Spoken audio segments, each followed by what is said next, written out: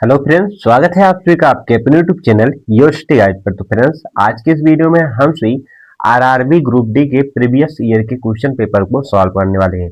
Friends, ये ऐसे question है जो आप सभी के एग्जाम में पूछे गए हैं और फिर से पूछे जाने की अधिक संभावना है। तो इसलिए आप सभी वीडियो को बिना स्किप किए हुए पूरा देखिएगा, क्योंकि आप सभी देख सकते हैं एक एक क्वेश्चन मोस्ट इंपॉर्टेंट आ गया है और उसके साथ ही दोस्तों जो है आप सभी को विस्तार पूर्वक बताने जाने का प्रयास किया गया है।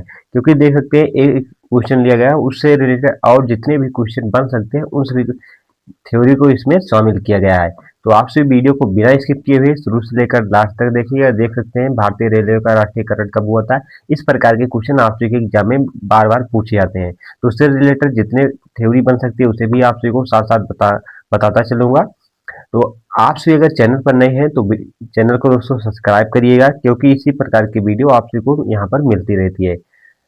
रेलवे ग्रुप की डी की तैयारी दोस्तों आप सभी को इस चैनल पर बहुत ही आसान भाषा में और बिल्कुल सटीक रणनीति के साथ कराई जाएगी। तो अगर आप चैनल पर नए हैं तो चैनल को सब्सक्राइब करना ना भूलिएगा। चलिए पढ़ना शुरू करते हैं। पढ़ने से पहले आप सभी को बता दें कि आप सभी को इस क्लास की पीडीएफ जो हमारे टेलीग्राम चैनल पर मिल जाएगी। वहां से आप सभी इस क्लास की पीडीएफ भी प्राप्त कर सकते हैं। तो चलिए देखते हैं आज का पहला क्वेश्चन। पहला हमारा क्वेश्चन क्या है कि भारत में रेल का प्रारंभ किस सन से हुआ। भारत में रेल का प्रारंभ किस सन से हुआ। तो इसका राइट आंसर क्या है फ्रेंड्स, इसका राइट आंसर है 1853। कब से हुआ दोस्तों, 1853 से हुआ है।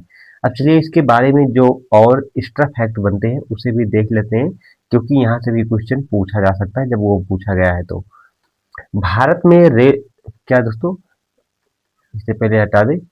भारत में रेल की शुरुआत 16 अप्रैल 1853 को हुई थी। इस दिन पहली यात्री ट्रेन ने मुंबई, अब दोस्तों तब मुंबई क्या था, तब बॉम्बे था।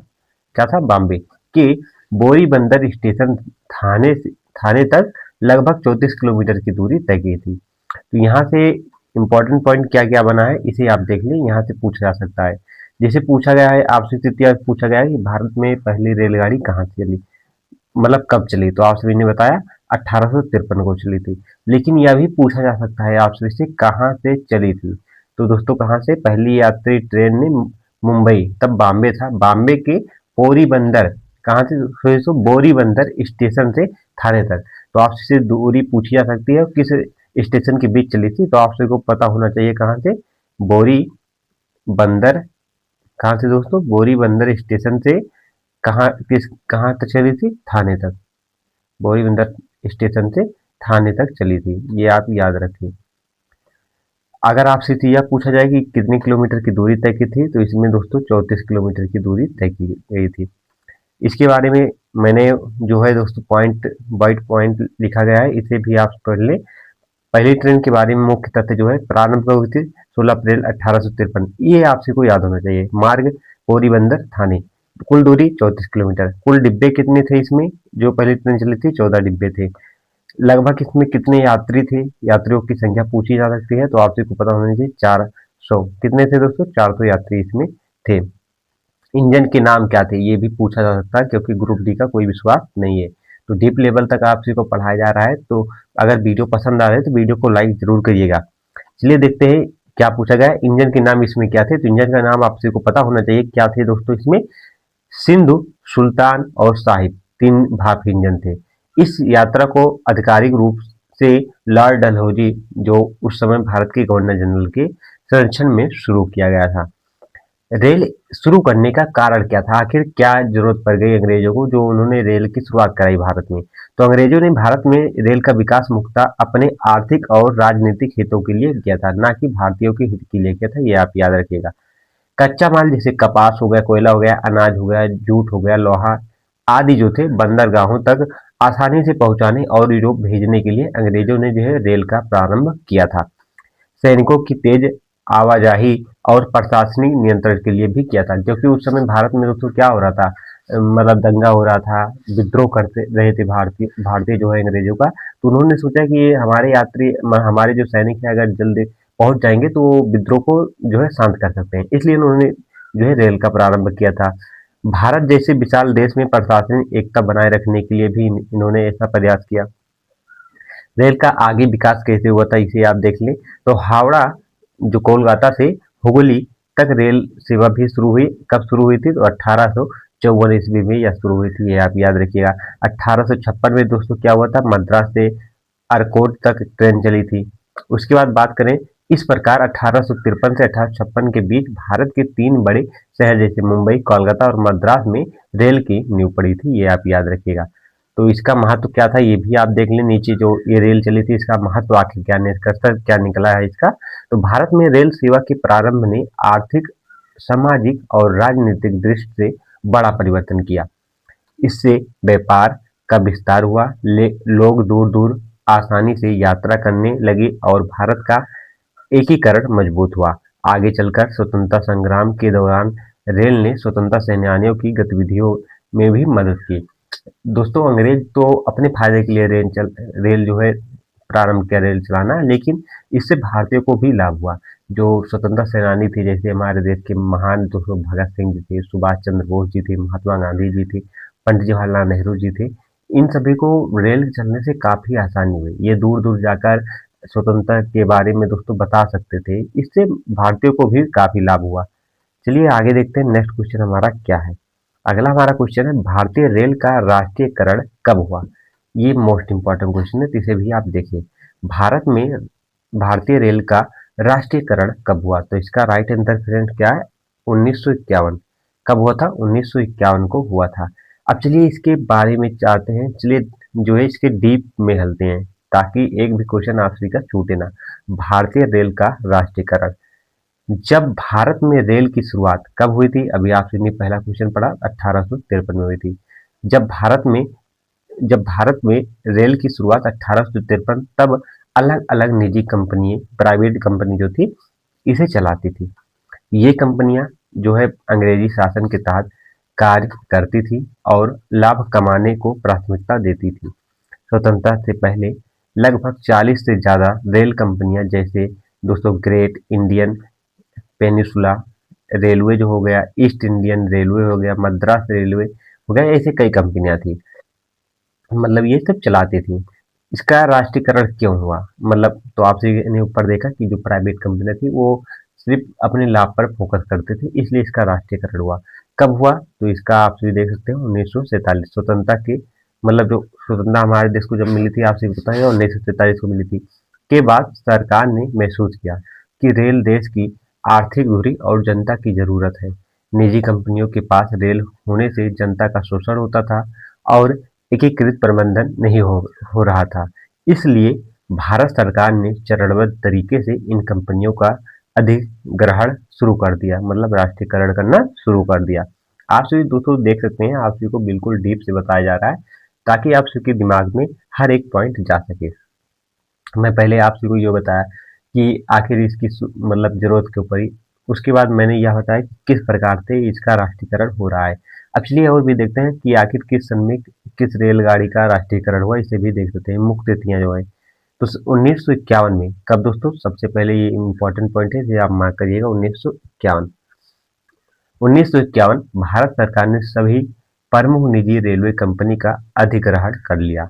1951-52 में भारतीय रेल को पूरी तरह राष्ट्रीयकरण कर दिया गया। इसके बाद भारतीय रेल एक एकीकृत सरकारी स्वामित्व वाली संस्था बन गई। तो आपसे इसे पूछा जा सकता है कि भारतीय रेल पूरी तरह से राष्ट्रीयकृत कब हुई? तो 1951 और 52 के बीच में हुई थी। राष्ट्रीयकरण के बाद संरचना किस प्रकार बनी, ये आप देख सकते हैं। तो यहाँ पर आप देख सकते हैं, राष्ट्रीयकरण के बाद भारतीय रेल को छह जोनों में बांटा गया। आपसे ने ग्रुप डी का फार्म भरा होगा, उसमें भी आपसे ने जोन चुना होगा। किसी ने अहमदाबाद, गुवाहाटी, दोस्तों सिकंदराबाद, प्रयागराज, इस प्रकार से सभी ने अपना अपना जोन चुना होगा। तो उसी प्रकार से उस समय भी भारतीय रेल को दोस्तों कितने जोनों में बांटा गया था? 6 जोनों में बांटा गया था।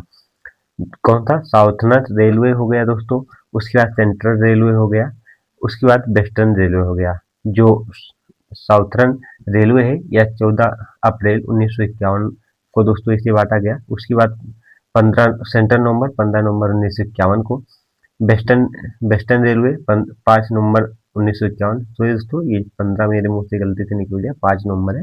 उसके बाद ईस्टर्न रेलवे जो है इसे 14 अप्रैल 1952 को।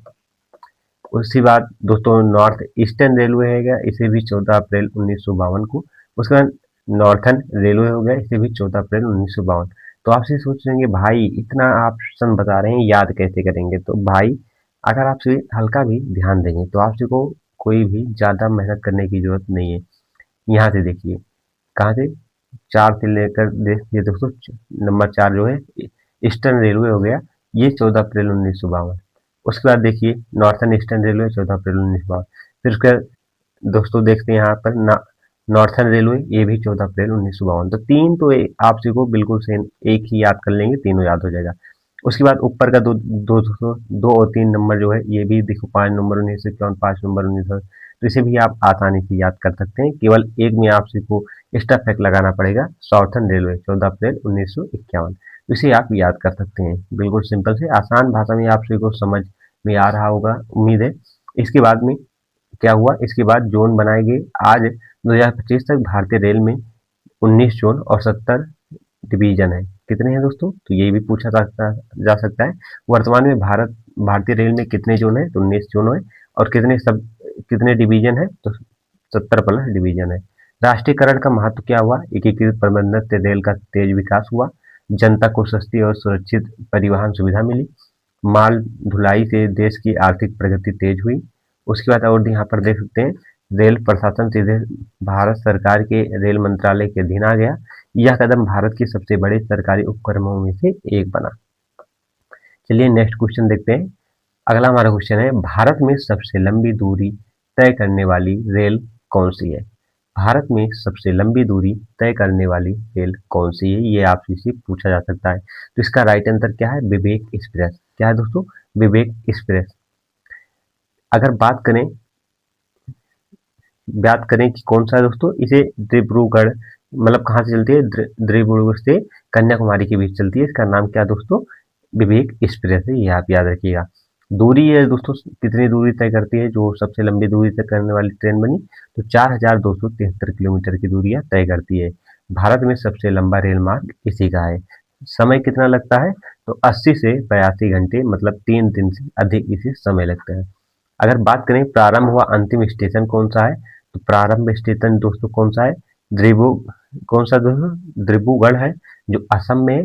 और अंतिम स्टेशन कौन सा है, कन्याकुमारी जो तमिलनाडु में है। तो मतलब असम से शुरुआत होती है इसे और तमिलनाडु में जाकर मतलब यह रुकती है। आगे देखते हैं, राज्य जो है कौन कौन से राज्य इसमें मतलब यह कवर करते हैं, तो 5 राज्यों के दोस्तों ये कवरेज करता है।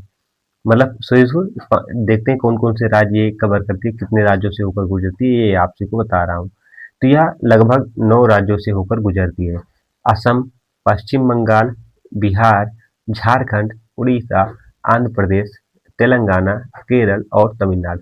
तो आपसे को ये सभी राज्यों के नाम याद रखना बिल्कुल भी जरूरी नहीं है, लेकिन ये आपसे जरूर याद रखिएगा, जो सबसे लंबी दूरी तय करने वाली ट्रेन है विवेक एक्सप्रेस, या 9 राज्यों से होकर गुजरती है। शुरुआती राज्य आपसे को याद होना चाहिए, असम डिब्रूगढ़ स्टेशन से। और उसके बाद दोस्तों कन्याकुमारी जो है अंतिम स्टेशन, मतलब राज्य, ये आपसे को याद होना चाहिए। यह ट्रेन 2011 से शुरू हुई थी, स्वामी विवेकानंद की 150वीं जयंती के अवसर पर। तो ये भी आपसे इसे पूछा जा सकता है, भारत की सबसे लंबी दूरी तय करने वाली विवेक एक्सप्रेस की शुरुआत कब हुई, तो 2011 से। इसकी जयंती के अवसर पर, स्वामी विवेकानंद जी की 150वीं जयंती के अवसर पर। इसका महत्व क्या निकला, आखिर शुरुआत हुई तो इसका महत्व भी कुछ तो निकला होगा भाई, ये भी तो बता दो। तो आप सुनिए, भारत के उत्तर पूर्व से लेकर दक्षिण छोर तक, मतलब यह जोड़ती है। यह सांस्कृतिक और भौगोलिक विविधता की झलक देती है। यह ट्रेन भारतीय रेल की लंबी दूरी प्रबंधन क्षमता का उदाहरण है।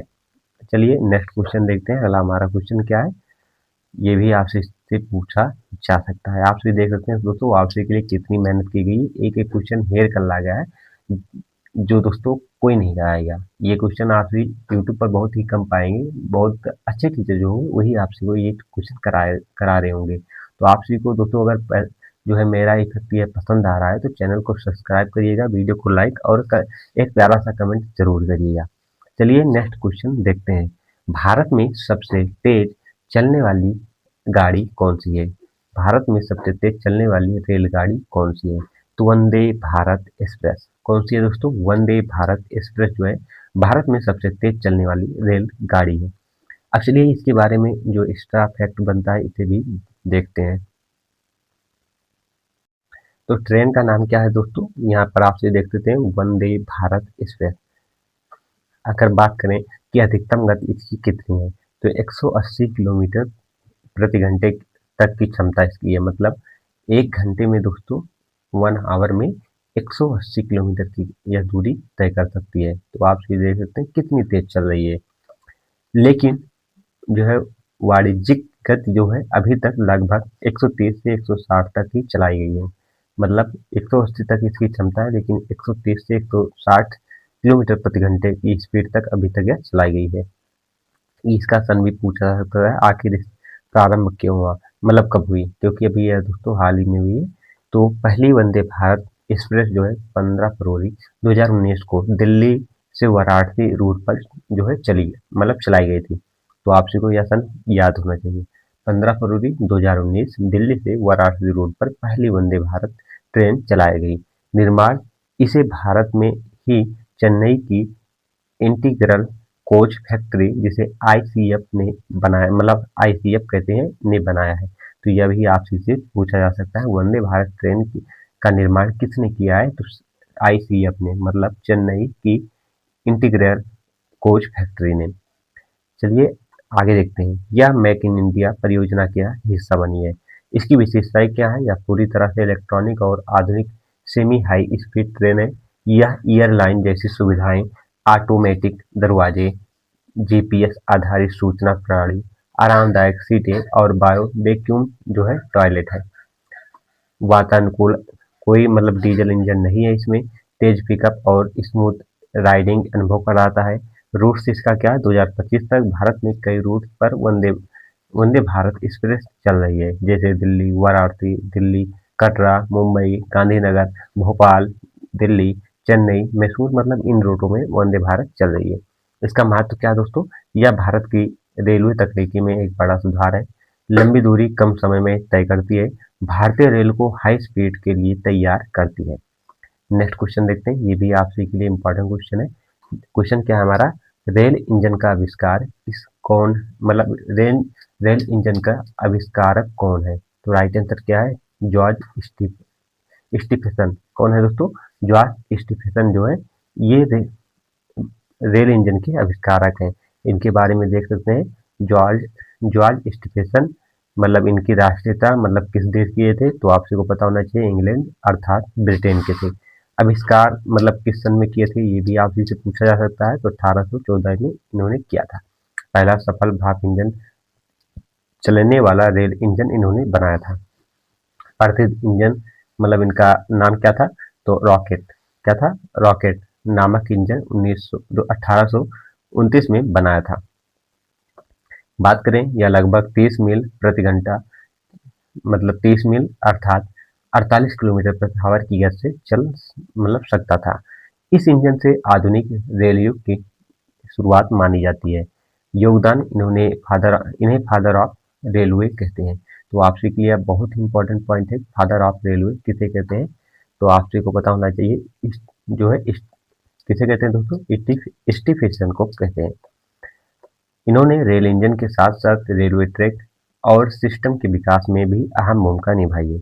इनके आविष्कार से रेल परिवहन दुनिया में सबसे महत्वपूर्ण साधन बना है। नेक्स्ट क्वेश्चन देखते हैं, ये भी आपसे से पूछा जा सकता है। जितने भी क्वेश्चन दोस्तों मैं आपसे को करा रहा हूँ सभी इंपॉर्टेंट क्वेश्चन है, तो आपसे को सभी क्वेश्चन याद होने चाहिए। एक बार वीडियो देख लें, अगर ना समझ में दोबारा देखें, नहीं तो रहने दें, दोबारा पीडीएफ से आप पढ़ सकते हैं, तो उससे समझ में आपसे को आ जाएगा। नेक्स्ट क्वेश्चन हमारा क्या है? रेलवे बोर्ड की स्थापना कब हुई? तो रेलवे बोर्ड की स्थापना दोस्तों 1905 में हुई थी। नेक्स्ट क्वेश्चन देखते हैं, अगला हमारा क्वेश्चन क्या है?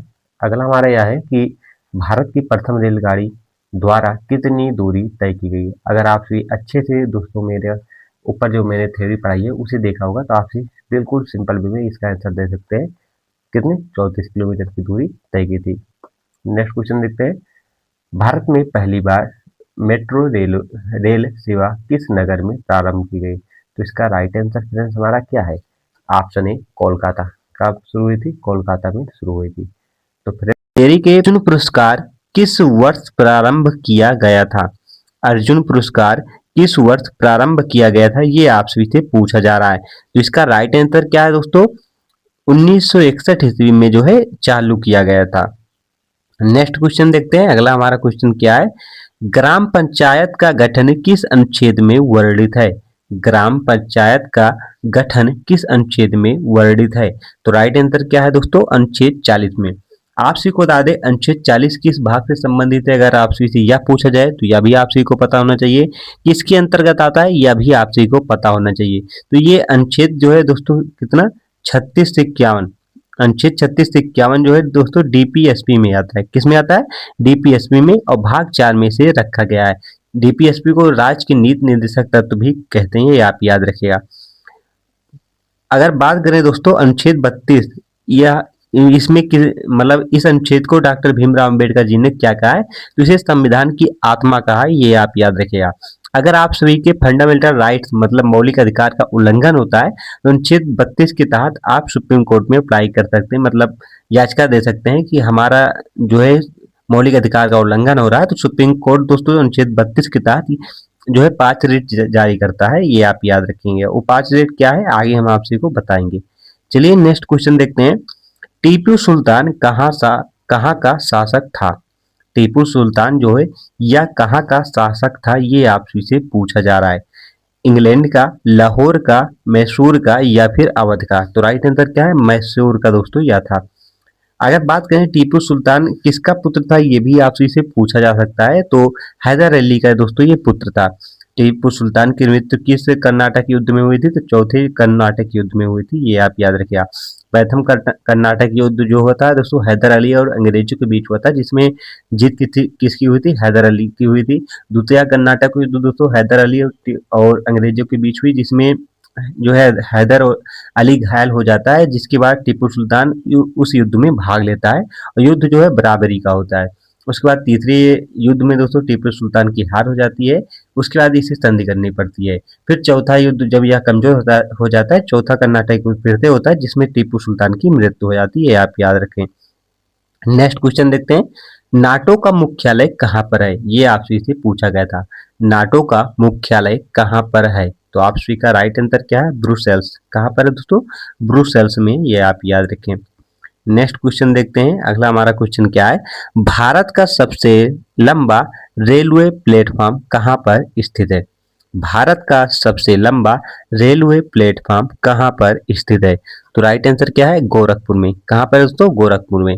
फ्रेंड्स आप सभी ये भी बता दें कि आपसे को इस क्लास की पीडीएफ हमारे टेलीग्राम चैनल पर मिलती है, तो वहाँ आप जो है दोस्तों ज्वाइन कर आप सभी इस क्लास की, या दोस्तों कुतुबुद्दीन ऐबक का आप सभी ने नाम सुना होगा, उसका याददाश्त का।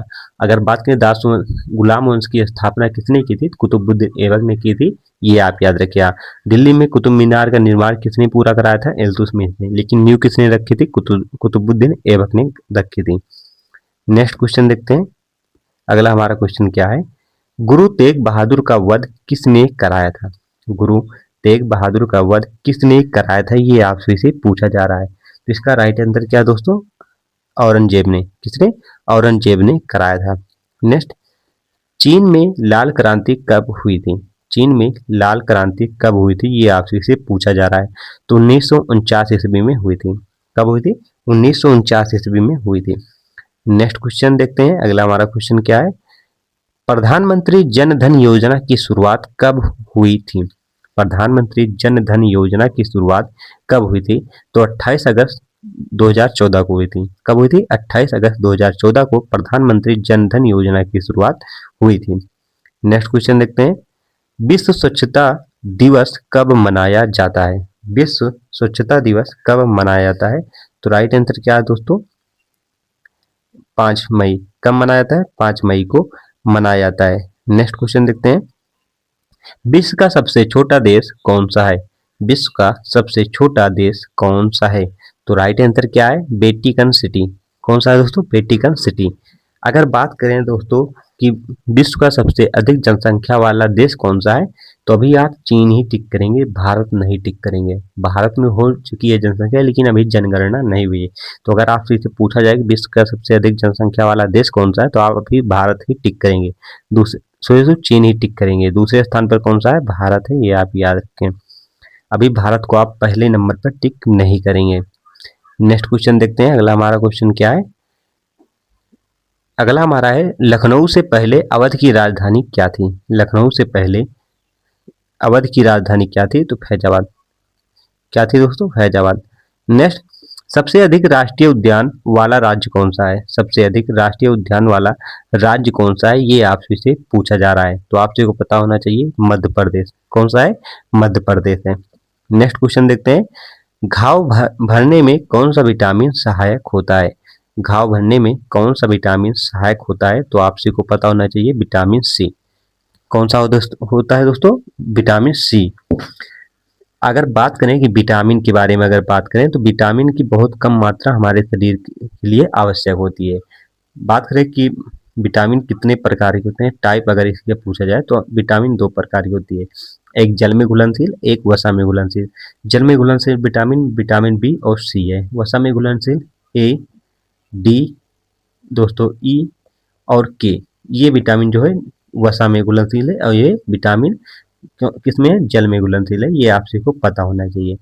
अगर बात करें विटामिन डी को, इसे सनशाइन विटामिन कहते हैं, इसे गरीबों का विटामिन कहते हैं। ये सब याद याद रखिएगा। नेक्स्ट क्वेश्चन देखते हैं। अगला हमारा क्वेश्चन कौन सा है? कौन सी नदी कौन सी नदी डेल्टा बनाती है? यहाँ पूछा गया है कौन सी नदी जो है डेल्टा बनाती है। कावेरी नदी, गंगा नदी, महानदी या सभी? जो ये तो सभी नदियां जो है डेल्टा बनाती हैं। नेक्स्ट क्वेश्चन देखते हैं। भारत में प्रथम रेलगाड़ी कब चली थी? भारत में प्रथम रेलगाड़ी कब चली थी? तो ये आप सभी का यस डब्ल्यू है। इसका आंसर आप सभी को कमेंट बॉक्स में बताना है। भारत में प्रथम रेलगाड़ी कब चली थी? तो पदार्थ की प्रतिरोधिता इनमें से किस कारक पर निर्भर करती है? मतलब पूछ रहा है कि किसी पदार्थ की जो जो मतलब किसी पदार्थ का जो प्रतिरोध होता है, वो किस पर निर्भर करता है? अनुप्रस्थ काट के क्षेत्रफल पर, या फिर दोस्त तापमान पर, लंबाई पर, या प्रतिरोध पर? प्रतिरोधकता जो होती है, ये पूछा जा रहा है। तो आप सभी का राइट आंसर क्या है दोस्तों? तापमान पर। किस पर दोस्तों निर्भर करता है? तापमान। अगर बात कर लें कि आपसे ये तो डाउट में नहीं है कि प्रतिरोध जो भी बराबर आई आर आपने सभी ने पढ़ा है, उस वो तो नहीं सोच रहे हैं आपसे, तो ये तो नहीं सोच रहे हैं आर बराबर जो होता है रो इंटू एल अपान ए। आप यहाँ से बोलेंगे भाई यहाँ पर प्रतिरोध जो है वो लंबाई पर और क्षेत्रफल पर निर्भर करता है, लेकिन यहाँ पर प्रतिरोध की बात नहीं हो रही है, यहाँ प्रतिरोधकता की बात हो रही है। इसलिए आपसी का राइट आंसर जो है ऑप्शन बी बिल्कुल राइट होगा, तापमान। अगर आपसे इसी यह पूछा जा गया होता कि किसी पदार्थ का प्रतिरोध जो है इनमें से किस कारक पर निर्भर करता है, तब आपसी का ये भी मतलब आंसर हो सकता था अनुप्रस्थ काट के क्षेत्रफल पर, लंबाई पर। लेकिन यहाँ पर प्रतिरोध ना पूछकर दोस्तों प्रतिरोधकता पूछी गई, ये आप याद रखिएगा। चलिए उसके बारे में कुछ और देख लेते हैं, प्रतिरोधकता जो है, क्योंकि आप सभी को यहाँ पर डाउट हो सकता है। प्रतिरोधकता पदार्थ का वह आंतरिक गुण है, यह तार की लंबाई क्षेत्रफल पर निर्भर नहीं करता, बल्कि पदार्थ की प्रकृति और तापमान पर निर्भर करता है। प्रतिरोधकता को ही दोस्तों क्या कहते हैं? रो कहते हैं। क्या कहते हैं? अगर आप सभी ने फिजिक्स में जो है विद्युत धारा चैप्टर पढ़ा होगा, वहाँ पर आप सभी ने यह फार्मूला पढ़ा होगा। कौन सा? आर बराबर रो इंटू एल अपान ए, ये पढ़ा होगा। तो यहाँ पर जो ये रो है दोस्तों, यही इसी को क्या कहते हैं? प्रतिरोधकता कहते हैं। और इसका दोस्तों एक फार्मूला और होता है रो का, जिसे प्रतिरोधकता कहते हैं। रो ये रो है दोस्तों, रो बराबर एम बी एल अपान एन ई स्क्वायर। और इसके बाद दोस्तों क्या है? विश्रांति काल। इसे ये क्या है? टाउ टाउ की तरह बनता है, इसे क्या कहते हैं? विश्रांति काल। तो यहाँ पर दोस्तों जो एम भी और एन स्क्वायर है, ये क्या है? ये कांस्टेंट होता है, तो इसके स्थान पर हटाकर क्या लगाया जाता है? तो आप सबको बता दें कि इसके स्थान पर दोस्तों आर लगाया जाता है, ये आप याद रखिएगा।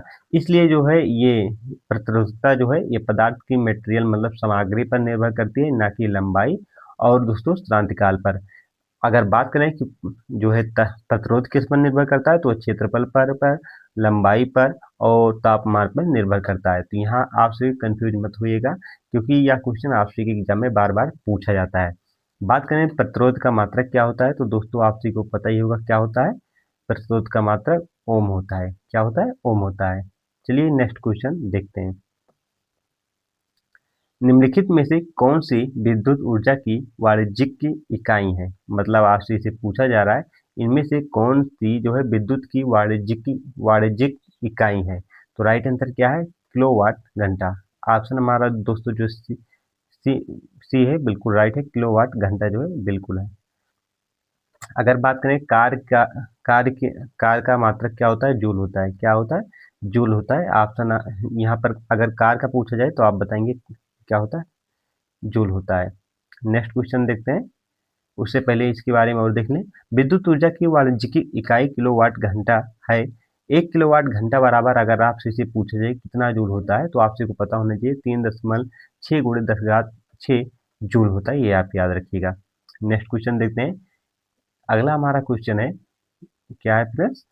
कार के रियर व्यू दर्पण के रूप में प्रयुक्त एक उत्तल दर्पण की फोकस दूरी, यहाँ पर फोकस दूरी क्या दिया गया है? एफ बराबर क्या दिया है? 2 मीटर दिया गया है।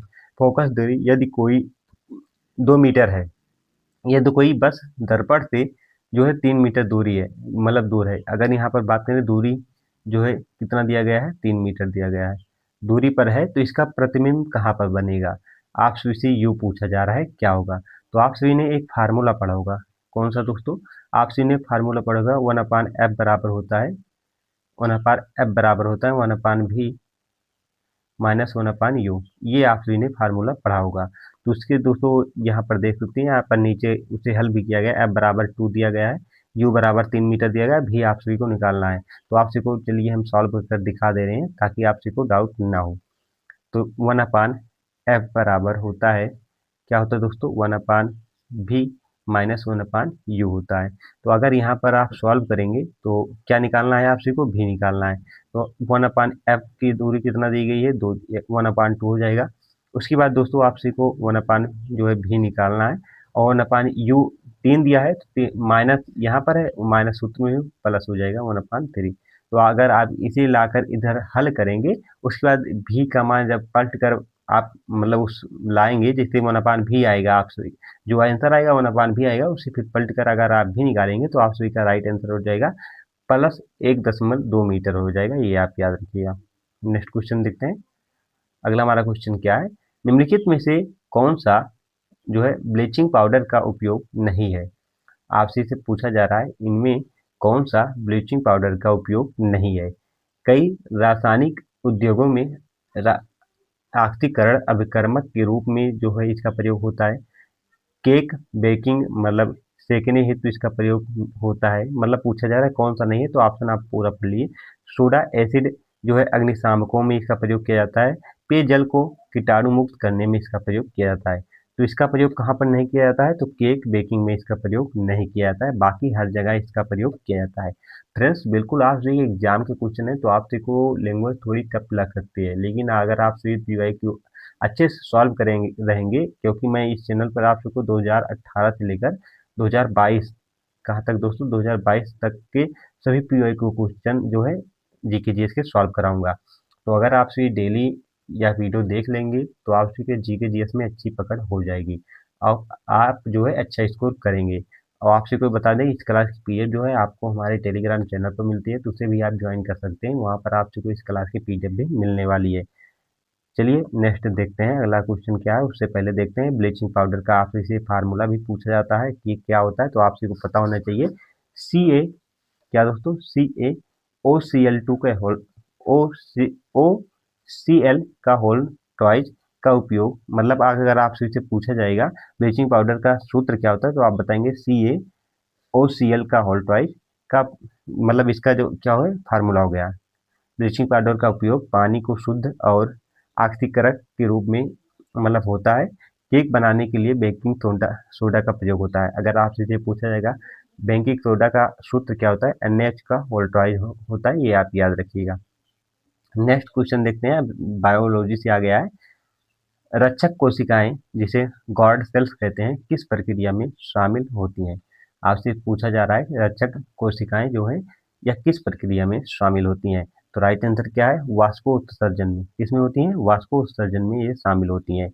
रक्षक कोशिकाएं पत्तियों पर स्थित रंध्रों को नियंत्रित करती हैं जिससे वाष्पोत्सर्जन और गैसों का आदान प्रदान होता है।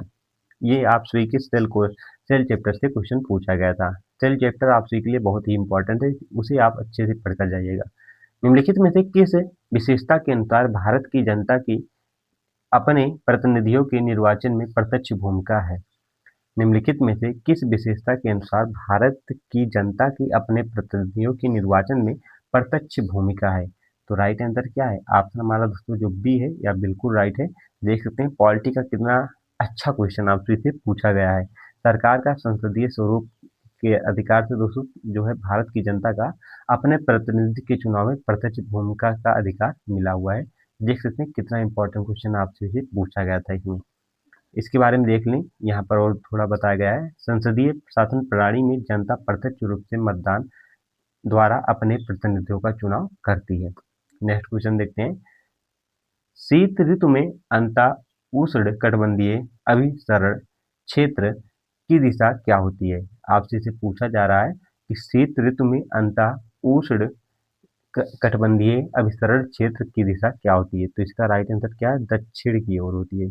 किसकी ओर होती है दोस्तों? दक्षिण की ओर होती है, आप याद रखें। सर्दियों में सूर्य पर दक्षिण की ओर रहता है, इसलिए इसे ITCZ भी मतलब दक्षिण की ओर खिसक जाता है।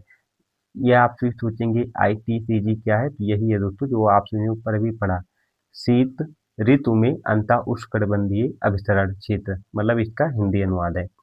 नेक्स्ट क्वेश्चन देखते हैं। निम्नलिखित में से उस हस्ती की पहचान कीजिए जिन्हें खेल के क्षेत्र में पद्मश्री 2022 से सम्मानित किया गया था। दोस्तों ये मतलब मैं आप जी को लेकर करंट अफेयर का इसलिए आ गया हूँ क्वेश्चन, ताकि आप सबको पता हो कि आगे करंट अफेयर का क्वेश्चन कहाँ से पूछा जाता है, किस टॉपिक पर हमें ज़्यादा फोकस करना है। तो इसका राइट आंसर क्या है दोस्तों? इंपॉर्टेंट तो नहीं है, आप देख लें बस। इसका राइट आंसर क्या है? अवनी खेरा। कौन है दोस्तों? अवनी लखेरा जो है ये राइट आंसर है। ऑप्शन आप सभी का ए बिल्कुल राइट है। इसे छोड़िए, ये इम्पोर्टेंट नहीं है। भारत में पंचायती राज संस्थानों की स्थापना भारतीय संविधान के डाट डाट के अनुसार की गई। आपसे पूछा जा रहा है पंचायती राज संस्थानों की स्थापना भारतीय संविधान के डाट डाट के अनुसार की गई है, किस संविधान संशोधन के द्वारा की गई, ये आपसे पूछा जा रहा है। तो इसका राइट आंसर क्या है फ्रेंड्स? ऑप्शन आप सभी का दोस्तों सी बिल्कुल राइट है। 73वें संविधान संशोधन के द्वारा इसे किया गया। कब हुआ था? 1992 में हुआ था, ये आप याद रखिएगा। पंचायती राज संस्थानों को संवैधानिक दर्जा 73 संविधान संशोधन अधिनियम 1992 के द्वारा किया गया। नेक्स्ट, 2011 की जनगणना के अनुसार इनमें से कौन सी भाषा भारत की 8.03% जनसंख्या द्वारा बोली जाने वाली प्रमुख भाषा है? जनगणना दोस्तों देख सकते हैं, यहाँ से जनगणना से भी क्वेश्चन पूछा गया है। 2011 की जनगणना के अनुसार इनमें से कौन सी भाषा भारत की 8.03% जनसंख्या बोली जाने वाली भाषा है? तो इसका राइट आंसर क्या है? बंगाली। कौन सी है दोस्तों? बंगाली है। नेक्स्ट क्वेश्चन देखते हैं, उससे पहले इसके बारे में कुछ और देख लें। 2011 की जनगणना के अनुसार हिंदी हिंदी कितनी बोली गई थी? ये इंपॉर्टेंट है, इसे भी आप ध्यान रखिएगा। कितनी बोली गई थी? तो यहाँ पर देख सकते हैं जो 43 कितना दोस्तों? 43.63% बोली जा रही थी। के बाद बंगाली बंगाली कितनी बोली जा रही थी दोस्तों? 8.03%। दूसरी सबसे ज्यादा अधिक बोली जाने वाली भाषा थी। नेक्स्ट क्वेश्चन देखते हैं। कैलेंडर वर्ष का कौन सा दिन दुर्लभ रोग दिवस के रूप में मनाया जाता है? मतलब सिंपल आपसे सिर्फ पूछा तो ये जाना था दुर्बल रोग दिवस कब मनाया जाता है, लेकिन घुमाकर पूछा गया कैलेंडर वर्ष का कौन सा दिन दुर्लभ रोग दिवस के रूप में मनाया जाता है? तो राइट आंसर क्या है? 28 फरवरी। कब मनाया जाता है? 28 फरवरी को मनाया जाता है। हर वर्ष 28 फरवरी लीप वर्ष में 29 को जो है दोस्तों, मतलब उसे छोड़िए, आपसे ये ध्यान रखिएगा, हर वर्ष 28 फरवरी को दुर्लभ जो है रोग दिवस मनाया जाता है। नेक्स्ट क्वेश्चन देखते हैं। संविधान सभा की प्रथम मांग किसने की थी? यहाँ आपसे इसे पूछा जा रहा है, संविधान सभा की प्रथम मांग किसने की थी? तो ये आपसे को पता होना चाहिए कि सबसे पहले अनौपचारिक रूप से जो है प्रथम मांग किसने की थी? तो बाल गंगाधर तिलक ने। किसने की थी? बाल गंगाधर तिलक जी ने की थी। किसमें की थी? तो अपने इन्होंने स्वराज पत्रिका, इनका जो है स्वराज पत्रिका था उसमें दोस्तों इन्होंने इसे जूम करके आप सभी को अच्छे से मैं बता दूं, क्योंकि यहाँ से आप सभी के एग्जाम में फिर से क्वेश्चन पूछे जाने की संभावना है। तो बाल गंगाधर तिलक जी ने जो है अपने स्वराज पत्रिका में 1875, कब दोस्तों? 1895 में इन्होंने स्वराज शब्द, स्वराज मतलब इसमें संविधान सभा की अनौपचारिक रूप से मांग की। उसमें इन्होंने जो इनकी स्वराज पत्रिका है उसमें इन्होंने कहा कि भारत में सभी व्यक्ति जो है समान होने चाहिए। सभी व्यक्ति को भाषण, धर्म और दोस्तों किसकी? भाषण की, धर्म की और अभिव्यक्ति की स्वतंत्रता होनी चाहिए। इन्होंने ऐसा कहा। उसके बाद अगर बात करें स्वराज शब्द का सबसे पहले प्रयोग किसने किया था, तो महर्षि किसने की थी? महर्षि दोस्तों दयानंद सरस्वती जी ने की थी। किसने? दयानंद सरस्वती जी ने की थी। अपने सत्यार्थ प्रकाश में इन्होंने सबसे पहले इसका मतलब प्रयोग किया था। अगर बात करें आधिकारिक रूप से स्वराज शब्द का सबसे पहले प्रयोग किस सन में किया गया था? 1906 में किया गया था। कलकत्ता अधिवेशन में दादा भाई नौरोजी के द्वारा किया गया था। उसके बाद दोस्तों 1922 में जो है महात्मा गांधी जी ने कहा कि जो है संविधान सभा जो है, भारत का संविधान जो है भारतीयों के अनुसार होना चाहिए, इन्होंने कहा। ये आप याद रखिएगा। उसके बाद दोस्तों 1934 में जो है बी.एन. राव जी ने औपचारिक रूप से संविधान सभा की मांग की थी। ये सब पॉइंट आपसे से पूछे जाते हैं, तो ये सभी आपसे को पता होना चाहिए। तो मैंने ये आपसे को मैंने बता ही दिया। बाल गंगाधर तिलक ने सर्वप्रथम मांग की थी। 1922 में गांधी जी ने मांग की थी। उसके बाद बी.एन. राव ने 1934 में इन्होंने मतलब मांग की थी। 1906 में आधिकारिक रूप से बाल इसके दोस्तों दादा भाई नौरोजी के द्वारा स्वराज शब्द का प्रयोग किया गया था। नेक्स्ट क्वेश्चन देखते हैं। संविधान सभा के अध्यक्ष कौन थे? संविधान सभा के अध्यक्ष कौन थे? तो अगर आपसे इसे अस्थायी या स्थायी देकर ना पूछा जाए, केवल संविधान सभा के अध्यक्ष पूछा जाए, तो आप सभी का राइट आंसर होना चाहिए डॉक्टर राजेंद्र प्रसाद। कौन थे? डॉक्टर राजेंद्र प्रसाद। बात करें कि बी.एन. राव कौन थे? सलाहकारी अध्यक्ष थे।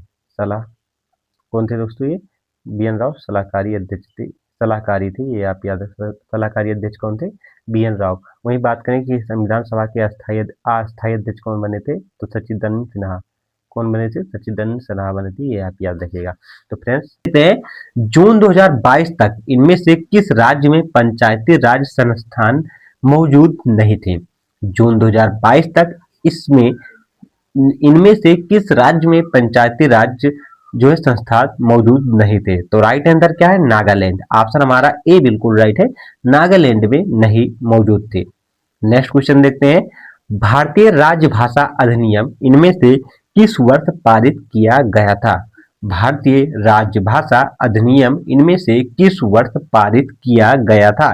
तो राइट आंसर ऑप्शन हमारा सी बिल्कुल राइट है, 1963 ईस्वी में पारित किया गया था। नेक्स्ट क्वेश्चन देखते हैं। 15 जून 2022 तक लेखा नियंत्रक कौन था? 15 2022 तक लेखा नियंत्रक कौन था? ऑप्शन देख सकते हैं। सोमा रॉय, सोनाली सिंह, गिरिराज प्रसाद गुप्ता, दीपक दास। तो राइट आंसर क्या है? ऑप्शन हमारा दोस्तों जो है बी बिल्कुल राइट है, सोनाली सिंह जो थी ये थी। ये करंट अफेयर का क्वेश्चन है, देख सकते हैं। 18/8/2022 का आप सभी को पेपर में सॉल्व करा रहा हूँ, और 2022 में जो है 15 जून 2022 का करंट अफेयर पूछा गया है। तो ये आप सोच लें 2022 में आप 2025 में आप पेपर देंगे तो 2025 का करंट अफेयर पूछा जाएगा। अभी आगे देखेंगे कितने साल पुराना करंट अफेयर पूछा गया है, उसे भी आप सभी को मैं दिखाऊंगा। इसलिए मैं करंट अफेयर का क्वेश्चन भी आप सभी को सॉल्व करा रहा हूँ। इससे आप सभी को अंदाजा लगेगा करंट अफेयर कितना पुराना पूछा जा सकता है। नेक्स्ट क्वेश्चन अगला हमारा है। एशियाई शेरों की आबादी बड़े पैमाने पर डाट डाट के संरक्षित उद्यान में निवास करती है। एशियाई शेरों की बड़े पैमाने पर आबादी जो है डाट डाट के संरक्षित उद्यान में निवास करती है। तो राइट आंसर क्या है? गिर राष्ट्रीय उद्यान में। ऑप्शन आप सभी का ए बिल्कुल राइट है, गिर राष्ट्रीय उद्यान में यह निवास करती है। नेक्स्ट क्वेश्चन देखते हैं। कौन सा अनुच्छेद जीवन और व्यक्तिगत स्वतंत्रता के संरक्षण से संबंधित है? कौन सा अनुच्छेद जो है जीवन और व्यक्तिगत स्वतंत्रता से संबंधित है? तो राइट आंसर क्या है? ऑप्शन हमारा डी बिल्कुल राइट है, जो है अनुच्छेद 21। आप सभी को बता दें कि अनुच्छेद दोस्तों 12 से 35, कितना अनुच्छेद आर्टिकल जो है 12 से 35 तक, या क्या हमारा है, ये हमारा मौलिक अधिकार है। क्या दोस्तों, मौलिक अधिकार ये हमारा है।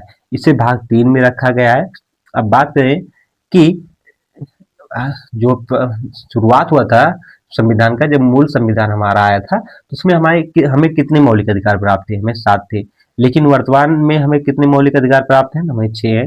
सातवां मौलिक अधिकार कौन था, संपत्ति का अधिकार, जो हटाकर 44 संविधान संशोधन 1978 के तहत इसे हटाकर अनुच्छेद 301, अनुच्छेद 301 के तहत इसे जो है कानूनी अधिकार बना दिया गया है। तो अगर आपसे इसे यह पूछा जाए कि वर्तमान में हमें कितने मौलिक अधिकार प्राप्त हैं, तो आप बताएंगे 6। कौन कौन, समता एवं समानता का, स्वतंत्रता का, शोषण का दोस्तों, धार्मिक स्वतंत्रता, सांस्कृतिक एवं उप विचारों का, संस्कृति एवं शिक्षा का अधिकार, उप विचारों का अधिकार, जो है ये हमें 6 मौलिक अधिकार प्राप्त हैं। 12 से कितना है दोस्तों, 12 जो है कितने, 14 से 18, 19 से 22 ऐसा है। आप सभी को अगर इसकी डिटेल वीडियो चाहिए तो हमारे टेलीग्राम हमारे चैनल पर अपलोड है, वहां से आप इसे देख सकते हैं। तो बात करें कि वर्तमान में कितने मौलिक अधिकार प्राप्त है, 6। पहले कितने प्राप्त है, 7। कौन सा हटाया गया, संपत्ति का अधिकार हटाया गया। किस संविधान संशोधन में, 44 संविधान संशोधन 1978 के तहत। किस अनुच्छेद के तहत उसे कानूनी अधिकार बनाया गया, अनुच्छेद 301 के तहत उसे कानूनी अधिकार बनाया गया है। तो इसका राइट आंसर क्या है, ऑप्शन हमारा डी बिल्कुल राइट है। अनुच्छेद 21 में दोस्तों जो है व्यक्तिगत स्वतंत्रता और जीवन से संबंधित संरक्षण इसमें प्राप्त है। आपसे इसे आप पूछा जाएगा सोने का अधिकार, क्या दोस्तों, अगर आपसे इसे आप पूछा जाएगा सोने का अधिकार किस अनुच्छेद के तहत आप सभी को प्राप्त है, सोने का अधिकार, तो आप क्या बताएगा, अनुच्छेद 21 के तहत हमें प्राप्त है।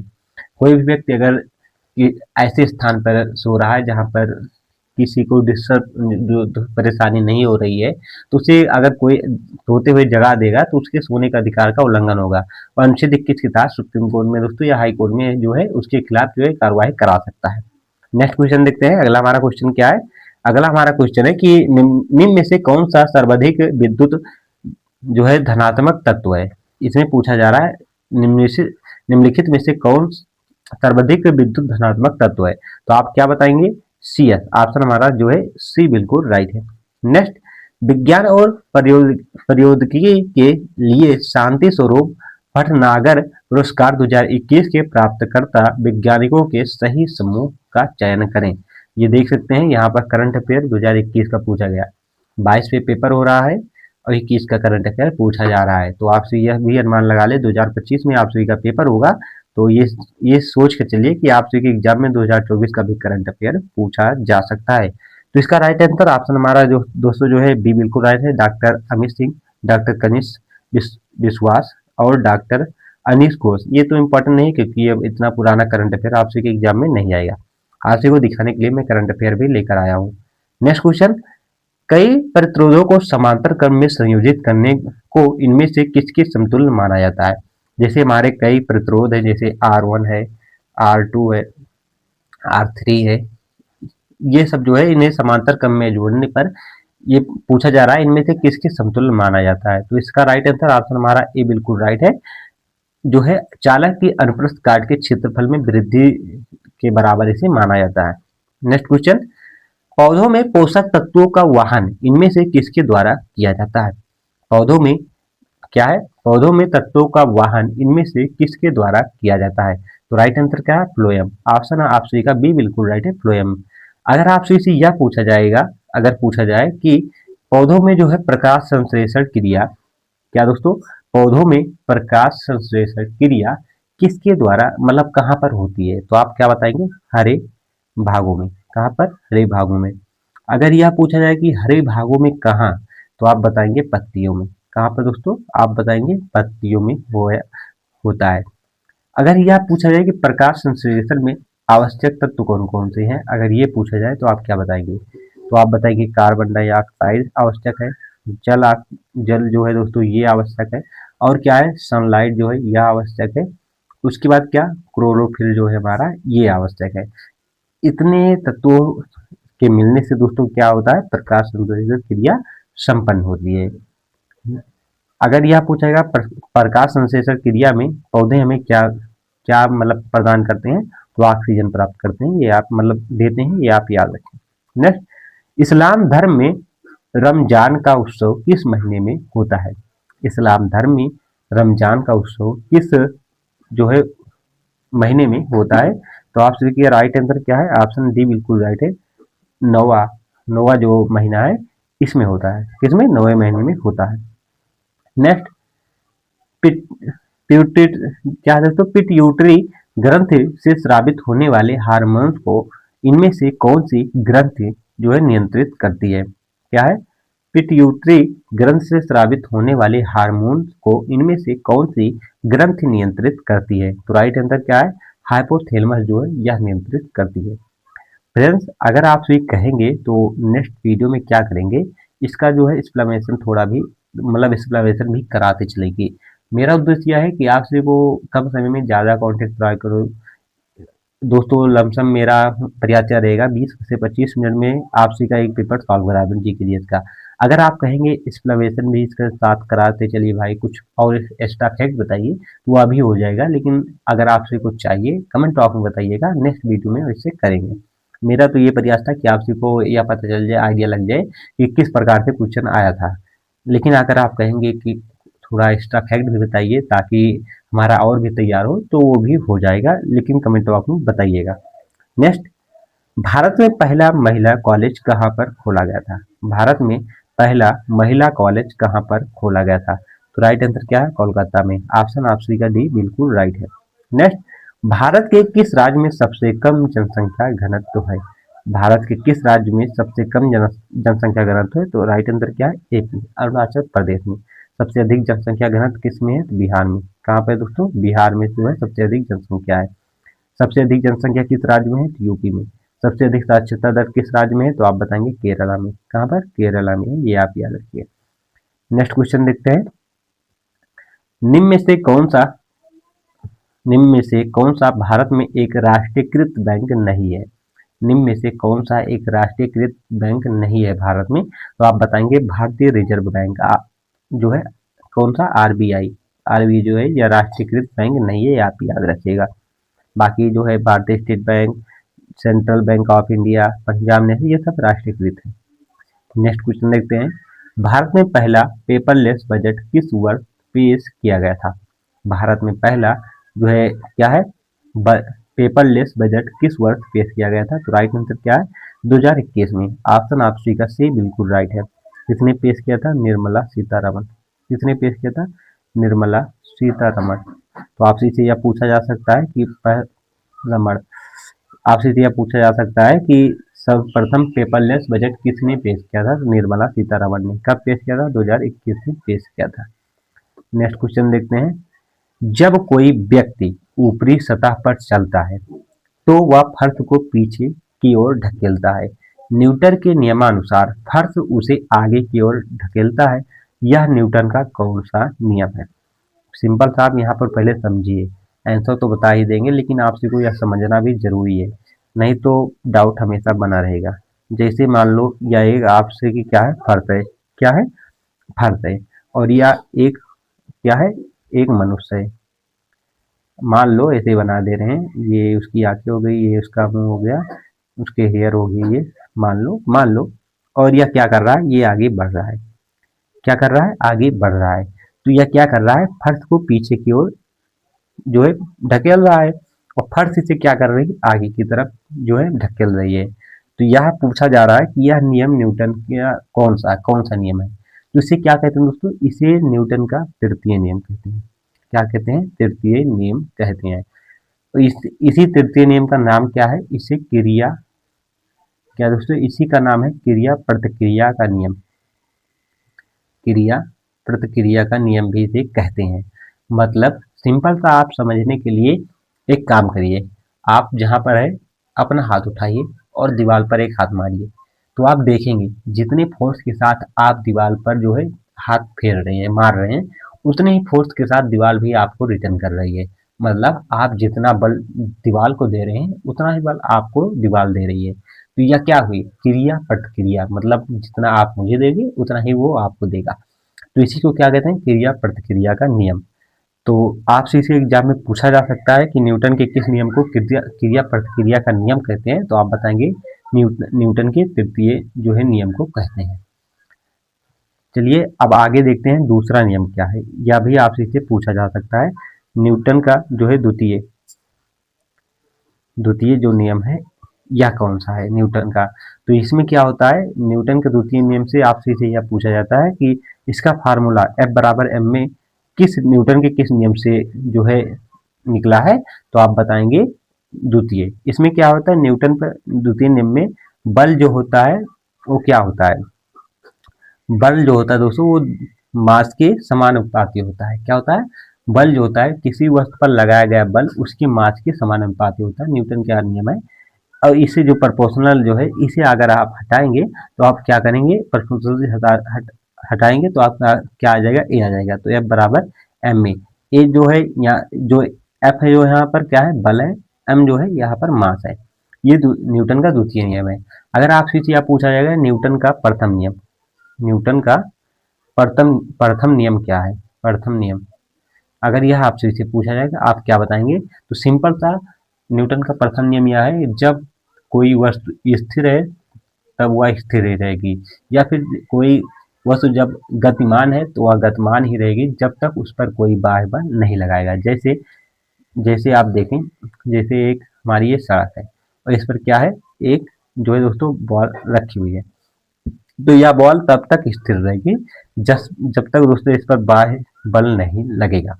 यह बॉल तब तक स्थिर रहेगी जब तक इस पर कोई बाह्य बल नहीं लगा। जैसे इस पर कोई बाह्य बल लगेगा यह क्या होगा, बॉल आगे आ जाएगी। और यह बॉल तब तक आगे जाएगी जब तक इस पर कोई बाह्य बल नहीं लगेगा। मतलब कोई वस्तु अपने स्थान पर तब तक ही स्थिर रहेगी जब तक उस पर कोई बाह्य बल नहीं लगेगा। यही न्यूटन का प्रथम नियम है।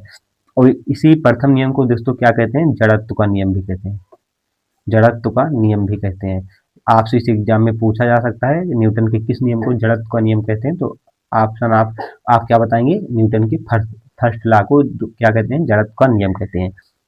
इसी का एग्जाम्पल है, जैसे आप देखेंगे कि जैसे इसी का नियम क्या है, इसी का नियम ये है कि जैसे मान लो पेड़ क्या है दोस्तों, इसी का नियम है। जैसे ये मान लो हमारा पेड़ है, क्या है, ये पेड़ है और पेड़ पर जैसे ये पेड़ है, उसके बाद ये टहनियाँ है और क्या है, टहनियों में जो है फल लगा हुआ है। तो जब कोई व्यक्ति टहनियों को हिलाता है तो यह जब फल नीचे गिर जाता है तो यह किस नियमानुसार गिरता है। तो आप बताएंगे प्रथम जड़त्व के नियम के अनुसार ही गिरता है। जैसे कंबल में दोस्तों आपसे ने देखा होगा, कंबल में धूल रहता है, जब उसे हम झाड़ते हैं, डंडे से वार करते हैं, कुछ भी झाड़ते हैं तो उसमें से कंकड़ जो है गिर जाते हैं, धूल जो होते हैं निकलने लगते हैं। किस नियम के अनुसार निकलता है, न्यूटन के प्रथम नियमानुसार ही निकलता है, ये आप याद रखिए।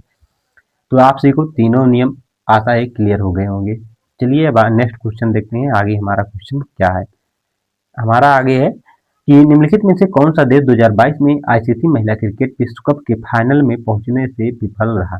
निम्नलिखित में से कौन सा देश आईसीसी महिला क्रिकेट विश्व कप 2022 के फाइनल में पहुंचने से विफल रहा है। तो आप क्या बताएंगे, ऑप्शन सी बिल्कुल राइट है, न्यूजीलैंड। नेक्स्ट क्वेश्चन देखते हैं, जनजातीय लोगों को सशक्त बनाने के लिए आदिवासी स्वतंत्रता सेनानियों के सम्मान में एक संग्रहालय कहाँ स्थापित किया गया। करंट अफेयर का क्वेश्चन है। तो सिंपल सा आप यहाँ पर देख लें, गुजरात में हुआ है। ऑप्शन आप सभी का डी बिल्कुल राइट है, ये इंपॉर्टेंट नहीं है। नेक्स्ट 2022-23 का रेलवे बजट 1 फरवरी 2022 को किसके द्वारा पेश किया गया था। 2022-23 का रेलवे बजट 1 फरवरी 2022 को किसके द्वारा पेश किया गया था। तो निर्मला सीतारमण जी के द्वारा। ये क्या है, हमारे देश की वित्त मंत्री है। नेक्स्ट, मानव शरीर में सबसे लंबी कोशिका कौन सी है। मानव शरीर में सबसे लंबी कोशिका कौन सी है। तंत्रिका कोशिका, रक्त कोशिका, श्वेत जो है रक्त कोशिका, या फिर दोस्तों अस्थि कोशिका। तो राइट आंसर क्या है, ऑप्शन का ए बिल्कुल राइट है, तंत्रिका कोशिका जो है यह है। नेक्स्ट क्वेश्चन देखते हैं, एल्काइल जो है हेलाइड के जलीय NaOH या KOH द्वारा उपचार से क्या बनता है। एल्काइल हेलाइड के जलीय NaOH या KOH के द्वारा क्या बनता है।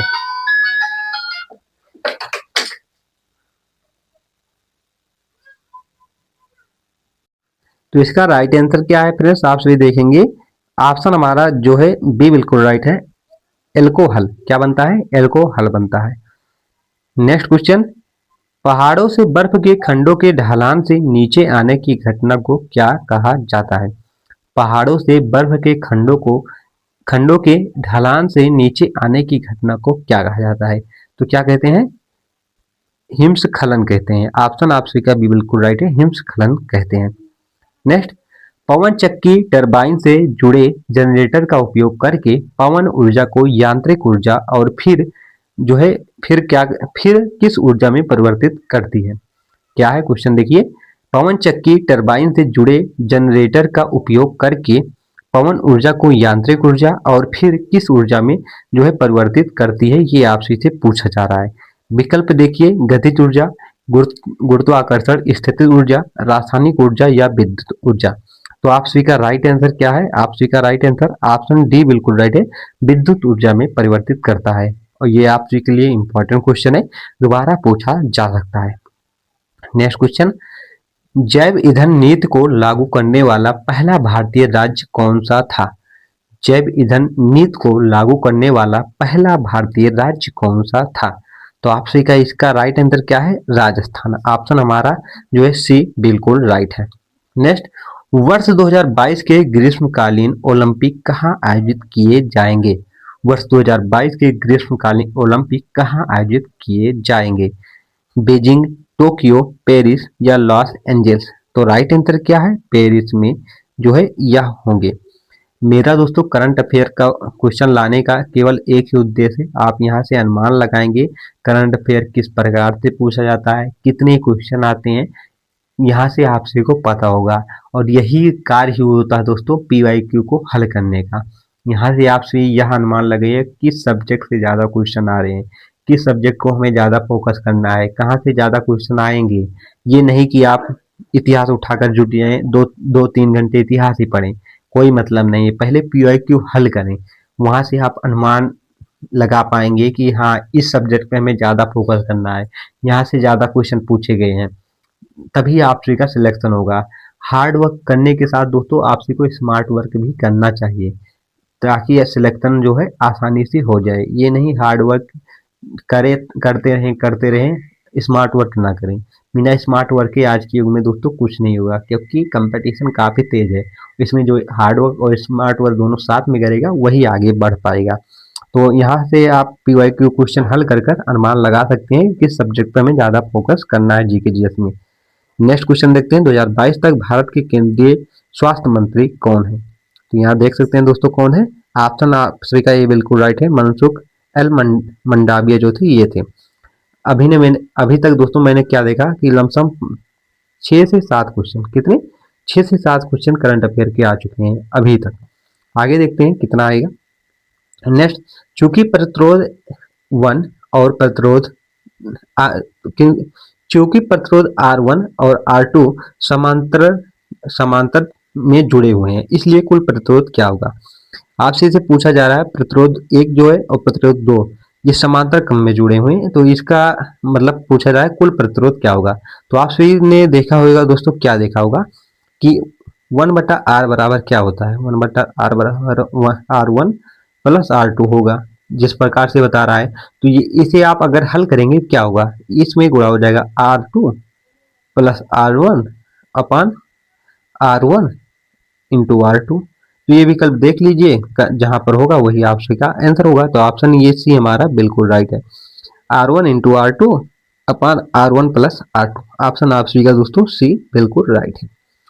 और अगर आप सभी यह पूछा जाए श्रेणी क्रम में, तो श्रेणी क्रम में R बराबर क्या होता है? R1 प्लस R2 R3, ये जो है हमारा श्रेणी क्रम है, और समांतर में 1/में रहता है, ये आप याद रखें। पॉलीमर क्या होते हैं? आपसे पूछा जा रहा है पॉलीमर क्या होते हैं? छोटे अणु होते हैं, बड़े अणु होते हैं, परमाणु होते हैं या आयन होते हैं?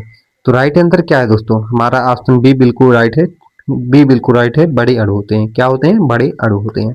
नेक्स्ट, कार्बन डाइऑक्साइड गैस का उपयोग किस में होता है? कार्बन डाइऑक्साइड का उपयोग किस में होता है? तो राइट आंसर ऑप्शन हमारा दोस्तों बी बिल्कुल राइट है, अग्नि को बुझाने के लिए कार्बन डाइऑक्साइड का प्रयोग किया जाता है। नेक्स्ट क्वेश्चन देखते हैं, अग्नि स्व अग्निशमन में किस गैस का उपयोग होता है? अग्निशमन में किसका उपयोग होता है? देख सकते हैं क्वेश्चन काफी ठीक पूछा गया था साइंस का आपसे के एग्जाम में। तो साइंस पर आपसे को अच्छी पकड़ बनानी पड़ेगी हल करने के लिए। तो राइट आंसर ऑप्शन सी बिल्कुल राइट है, कार्बन डाइऑक्साइड। अग्निशमन में किसका प्रयोग किया जाता है? कार्बन डाइऑक्साइड का प्रयोग किया जाता है। जैव मंडल आरक्षित क्षेत्र क्या बायोस्फीयर जो रिजर्व होता है, जैव मंडल आरक्षित क्षेत्र में जलीय जीवों के लिए निम्नलिखित में से कौन सा क्षेत्र है? जैव मंडल आरक्षित क्षेत्र में जलीय जीवों के लिए निम्नलिखित में से कौन सा क्षेत्र है? तो विकल्प देखिए आप सभी का क्या है ऑप्शन। तो कोर क्षेत्र, बफर क्षेत्र, ट्रांजिशन क्षेत्र, कोर और बफर क्षेत्र दोनों। तो राइट आंसर क्या है? कोर और बफर क्षेत्र दोनों होते हैं। नेक्स्ट क्वेश्चन देखते हैं हमारा क्या है। अम्ल और क्षार के बीच की अभिक्रिया को क्या कहा जाता है? अम्ल और क्षार के बीच की क्रिया को या अभिक्रिया को क्या कहा जाता है? तो राइट आंसर क्या है? ऑप्शन हमारा दोस्तों ए बिल्कुल राइट है, उदासीनीकरण कहा जाता है अम्ल और क्षार। आप जैसे अम्ल, चलिए वो पीएच पैमाना जब आप सभी को बताएंगे तब देखिएगा। जैसे सिंपल सा बता रहे हैं, जैसे ये हमारा जान लो ये पीएच पैमाना है। यहाँ पर आप सभी का जो है 0 रहता है, यहाँ पर क्या रहता है, जैसे यहाँ पर 8 हो गया, 7 हो गया, 6 हो गया, 5 हो गया, 6 हो गया, 5 हो गया, 6 क्या हो दोस्तों, 8 7 6 5, फिर यहाँ पर 4, इस प्रकार से रहता है। यहाँ पर 0 रहता है, 0 से फिर इधर यहाँ पर अंत में 214 तक रहता है। और इधर क्या रहता है, इधर मतलब ये घटता है। जब दोस्तों वैल्यू घटते हुए 0 की तरफ जाती है तो ये हमारा अम्ल रहता है। और जब 0 से बढ़कर वैल्यू 14 तक जाती है तो क्षार रहता है। और यहाँ पर 0 अंश पर क्या होता है, उदासीन होता है। ये आप याद रखिएगा। नेक्स्ट क्वेश्चन देखते हैं। प्रकाश के परावर्तन के नियम क्या है? प्रकाश के परावर्तन के नियम क्या है? विकल्प में देखिए, आपतन कोण परावर्तन कोण के बराबर होता है। आपतित किरण, परावर्तित किरण और अभिलंब तीनों एक ही तल में होते हैं। तो राइट आंसर क्या है? दोनों सही है। ऑप्शन आप सभी का दोस्तों सी बिल्कुल राइट है। इसे आपको समझा दे रहा हूं, प्रकाश का परावर्तन क्या है। तो सिंपल सा आप देखिए, जैसे एक हमारी एक सतह है, क्या है दोस्तों, एक सतह है। और सतह पर क्या है, सतह पर दोस्तों एक ये है हमारा अभिलंब। क्या है ये एक हमारा है अभिलंब, अभिलंब है। तो अभिलंब पर आते हुए आपतित किरण, ये हमारी क्या है, ये नहीं, चेंज करो इसे यार, ये हमारी है आपतित किरण। क्या है ये आपतित किरण, आपतित किरण इस पर, इस दोस्तों अभिलंब जो है ये हमारा क्या है तल। जब तल पर पड़ती है तो क्या करती है, यह परिवर्तित होकर दूसरे माध्यम में चली जाती है। ये हमारी आपतित किरण है या परिवर्तित किरण होती है। तो यही बताया जा रहा है। तो ये देखो ये क्या है, हमारा अभिलंब, क्या है अभिलंब है। ये आपतित किरण है, आपतित, तो दोस्तों ये क्या है हमारे आपतित किरण, आपतित किरण है हमारा। और ये क्या है, परावर्तित, परावर्तित किरण है। कौन सी हमारे, परावर्तित किरण है। तो आपतित किरण और अभिलंब के बीच बनने वाला कोण आपतन कोण, और परावर्तित किरण और अभिलंब के बीच बनने वाला कोण परावर्तन कोण। तो पहला नियम क्या कहता है परावर्तन का, आपतन कोण और परावर्तन, आपतन कोण परावर्तन कोण के बराबर होता है। पहला नियम यही बताया गया था, कोण आई बराबर कोण आर होता है। यही आप चीज को पहला नियम है, ये बताया गया है। और दूसरा क्या बताया, नियम बताया जा रहा है, आपतित किरण, ये हमारी आपतित किरण, परावर्तित किरण और अभिलंब तीनों एक ही तल पर स्थिर होते हैं, दूसरा नियम है। तो दूसरा भी बिल्कुल राइट है। और यही दोनों नियम आपसी को यहाँ पर देखिए बताया गया है, आपतन कोण परावर्तन कोण के बराबर होता है। तो ये बिल्कुल राइट है। दूसरा बताया गया है, आपतित किरण, परावर्तित किरण और अभिलंब तीनों एक ही तल में होते हैं, ये भी राइट है। तो ऑप्शन आपसे क्या है, दोनों सही है। नेक्स्ट क्वेश्चन देखते हैं। पौधों में श्वसन कहाँ होता है? पौधों में श्वसन कहाँ पर होता है, ये आपसे से पूछा जा रहा है। पत्तों में, जड़ों में, तने में या सभी में? तो राइट आंसर क्या है, सभी में होता है। नेक्स्ट क्वेश्चन देखते हैं। दांतों के एनामल में, दांतों के एनामल में क्या पाया जाता है? दांतों के एनामल में क्या पाया जाता है? तो राइट आंसर क्या है, कैल्शियम फास्फेट। ऑप्शन आप सभी का ए बिल्कुल राइट है, कैल्शियम फास्फेट पाया जाता है। नेक्स्ट क्वेश्चन, अवतल दर्पण द्वारा बनने वाला वास्तविक और उल्टा प्रतिबिंब कहाँ बनता है? अवतल दर्पण द्वारा बनने वाला वास्तविक और उल्टा प्रतिबिंब कहाँ पर बनता है? फोकस पर, वक्रता केंद्र पर, ध्रुव और फोकस के बीच में, फोकस और वक्रता केंद्र के बीच में। तो राइट आंसर क्या है? ऑप्शन हमारा 4 बिल्कुल राइट है। फोकस और वक्रता केंद्र के बीच में जो है बनता है अवतल दर्पण में, तो वह क्या होता है? वास्तविक होता है, उल्टा होता है। क्या होता है? वास्तविक और उल्टा होता है। और उल्टा होता है कहाँ पर जब बनता है? जब हमारा फोकस फोकस और वक्रता केंद्र के बीच में जब बनता है तब यह होता है। नेक्स्ट क्वेश्चन देखते हैं। बस इतने ही दोस्तों क्वेश्चन थे हमारे किसमें, जो 18/8/2022 को पेपर हुआ था। आशा है आप सभी को क्वेश्चन बिल्कुल अच्छे लगे होंगे, क्योंकि आपसे के एग्जाम के क्वेश्चन थे, बिल्कुल रियल क्वेश्चन थे। अगर विश्वास नहीं है तो आप जाकर सर्च कर सकते हैं, जहां पर आपसे को पीवाई क्वेश्चन मिलेंगे वहां पर आप देख सकते हैं एक एक क्वेश्चन आपसे के एग्जाम के ही लिए गए हैं। वैसे आपसे को इस क्लास की पीडीएफ मैंने शुरुआत में ही बता दिया है, कहाँ पर मिलेगा? टेलीग्राम चैनल पर। अगर नहीं बताया तो फिर से देख लीजिए, टेलीग्राम चैनल पर आप सभी को इस क्लास की पीडीएफ भी मिलने वाली है, जिसकी लिंक मैं दोस्तों आप सभी को डिस्क्रिप्शन में प्रोवाइड कर दूंगा। वहां से आप ज्वाइन करके इस क्लास की पीडीएफ भी प्राप्त कर सकते हैं। अपनी तैयारी को और बेहतर और मजबूत बनाने के लिए चैनल को सब्सक्राइब करना ना भूलिएगा, क्योंकि डेली बेसिस पर आप सभी को इस प्रकार की क्लास मिलती रहेगी। अगर आप सभी की डिमांड रहेगी तो दोस्तों आप सभी के लिए जो है साइंस के स्पेशल क्लास भी चला दी जाएगी। तो आप सभी की राय क्या है कमेंट बॉक्स में बताना ना भूलिएगा। चलिए मिलते हैं नेक्स्ट वीडियो में, तब तक के लिए जय हिंद, वंदे मातरम।